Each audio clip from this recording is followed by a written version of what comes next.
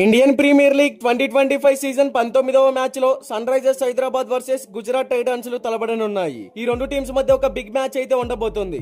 ప్రస్తుతం రెండు జట్లు అద్భుతమైన ప్రదర్శననే కనబరిచాయి మరియు పాయింట్ల పట్టికలో తమ ర్యాంకింగ్లను పెంచుకోవడానికి ఈ పోరులో విజయం సాధించాలని ఎదురు చూస్తున్నాయి. ఐపీఎల్ 2024 సీజన్ లో రన్నర్లైన ప్రస్తుతం పాయింట్ల పట్టికలో అట్టడుగున ఉన్నారు. ప్యాట్ కమిన్స్ మరియు అతని టీం ఈ టోర్నమెంట్ ను అద్భుతంగా ప్రారంభించారు. ఓపెనింగ్ క్రాష్ లో ప్రారంభ ఛాంపియన్లైన రాజస్థాన్ రాయల్స్ ను 44 పరుగుల తేడాతో ఓడించారు. అయితే 2016 ఛాంపియన్లైన ఎస్ఆర్హెచ్ లక్నోపై 5 వికెట్ల తేడాతో, ఢిల్లీపై 7 వికెట్ల తేడాతో అండ్ డిఫెండింగ్ ఛాంపియన్స్ అయిన కోల్కతాతో 80 పరుగుల తేడాతో ఓటమి పాలయ్యారు. ఈ సీజన్ లో ఆడిన 4 మ్యాచ్ల్లో కేవలం ఒక్క విజయాన్ని మాత్రమే అందుకున్నారు. మరోవైపు 2022 ఐపీఎల్ ఛాంపియన్లు ప్రస్తుతం 2 విజయాలు 1 ఓటమితో 4వ స్థానంలో ఉన్నారు. ఓపెనింగ్ మ్యాచ్ లో పంజాబ్ కింగ్స్ చేతిలో 11 పరుగుల తేడాతో ఓటమి పాలయ్యారు.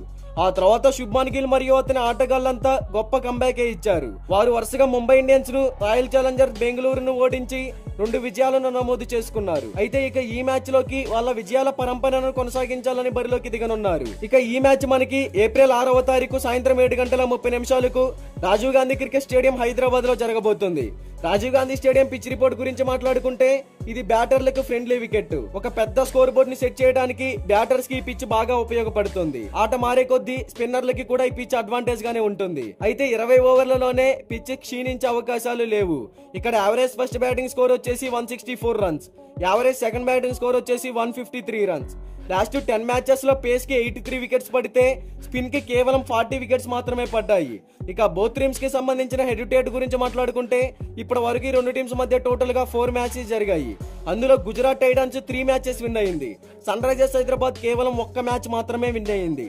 ఇక బోత్ టీమ్స్ కి సంబంధించిన ప్రాబబుల్ ప్లేయింగ్ 11 గురించి మాట్లాడుకుంటే SRH playing 11 Abhishek Sharma, Ishan Kishan, Nitish Kumar Reddy, Aniket Varma, Heinrich Klaasen, Kamindu Mendis, Pat Cummins, Harshal Patel, Simarjeet Singh, Mohammed Shami, Zeeshan Ansari, impact player గా ట్రావిస్ హెడ్.